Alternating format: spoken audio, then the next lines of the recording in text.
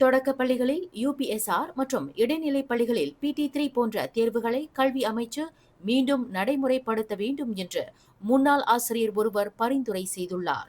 மாணவர்களின் தரமான கல்வி அடைவு நிலையை உறுதி செய்வதற்கு இதுபோன்ற தேர்வுகள் மறுபடியும் அறிமுகப்படுத்தப்பட வேண்டும் என்று முன்னாள் ஆசிரியரான டாக்டர் முகமது ஷரிசால் சம்சுடின் வலியுறுத்தினார். முக்கிய தேர்வுகள் அகற்றப்பட்டதன் விளைவாக ஆசிரியர்கள் மற்றும் பெற்றோர்கள் பலர் நடப்பு சூழலை கையாள முடியாமல் பெரும் சிரமத்திற்கு ஆளாகி வருகின்றனர் என்று அவர் குறிப்பிட்டார்.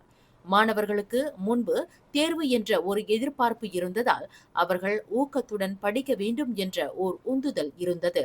பிள்ளைகளின் கல்வி ஊக்க நடவடிக்கைகளிலும் பெற்றோர்கள் மிகுந்த கவனம் செலுத்தினர்.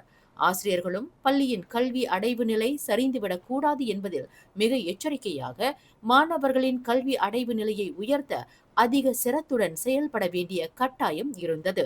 அரசாங்கத்தின் அத்தகைய முக்கிய தேர்வுகள் அகற்றப்பட்ட பின்னர் தற்போது நடைமுறையில் உள்ள வகுப்பறை மதிப்பீட்டு கல்வி அடைவு முறை முந்தைய அரசாங்க தேர்வுகளை காட்டிலும் முற்றிலும் மாறுபட்டு உள்ளது.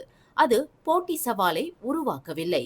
குறிப்பாக மாணவர்கள் அதிக நேரம் செலவிட்டு கருத்தூன்றி படிக்கும் முறையை வகுப்பறை மதிப்பீட்டு தேர்வு ஊக்குவிக்கவில்லை. கல்வி இலக்கை அடைவதற்கு மாணவர்கள் மத்தியில் இருந்த ஆரோக்கியமான போட்டா போட்டி தற்போது இல்லை. பரீட்சை இல்லாத மாணவர்களின் கல்வி அடைவு நிலை அவர்களை கற்றல் கற்பித்தலில் கரை சேர்க்க உதவாது. எனவே யுபிஎஸ்ஆர் போன்ற தேர்வுகள் மீண்டும் நடைமுறைப்படுத்தப்பட வேண்டும்.